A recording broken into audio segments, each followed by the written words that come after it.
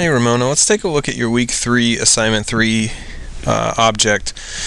This is very good job.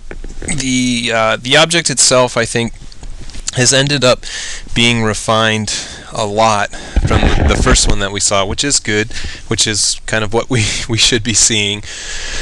But I think just the way that you're kind of dealing with the detail and the value and just even the overall structure of the object, it comes across as a lot clearer to me, whereas before it felt like a kind of a big plumpy kind of cube. Right now each kind of part of it feels very distinct. The top part, which has a certain amount of very kind of understandable form, the middle part, which has a different kind of texture, some nice highlights in place, and then the bottom part, which again also seems like it has a different type of texture and is a lot more kind of symmetrical and a lot, I think, probably more stiff.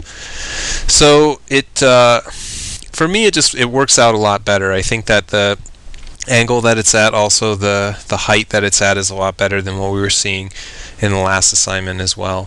It's a nice job overall. I think for me, the textural stuff is probably what just kind of stands out and gets my eye, the kind of right off the bat, especially the top part of it, which to me feels like that I can almost visualize it in my mind, like a worn leather that has a lot of kind of discoloration to it, but in a good way, like leather that's just been through a lot, and it looks the better for it.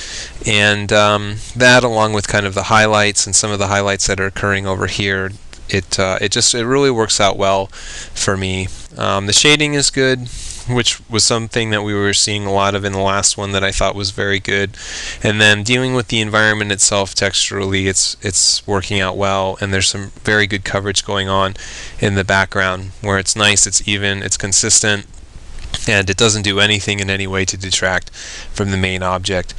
So for me, the only thing I would say that you could probably make some adjustment on is just getting the background to contrast a little bit more with the object itself. And that's probably, if you're trying to go for just pure realism, it might just have to be something like adjusting value a little bit, where maybe it's a little bit lighter overall, but they're very, very similar in color, and they're pretty similar in value in a lot of areas, although as we get kind of lower it gets darker, and I think it separates enough. But there are times when it kind of, you take away a lot of the contrast when you have elements in the background that are very similar in color, in value, and even to a certain degree kind of texture. There's line work that's occurring in both cases that they just kind of intermesh a little bit too much.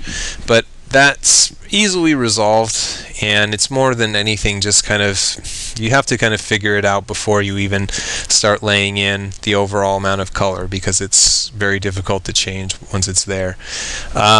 It's a pretty minor thing as well. You still have a good amount of contrast in value when you have kind of the bottom part of the object and the cast shadow, which separates nicely. So I'm really happy with it. It's a very, very nice job. A lot of detail. To me, it feels like a good observational amount of detail, where you were looking at the object and you're seeing how it worked, and how the texture worked, and you did as best you could to get that across with the marker. Marker technique is also just, it's excellent. It's clean. Edge quality is very good. You're working with it in a way that it doesn't feel sloppy, and the colored pencil and the marker integration together, seamless. So really happy with it. Just say to keep it up, and we'll see you next week.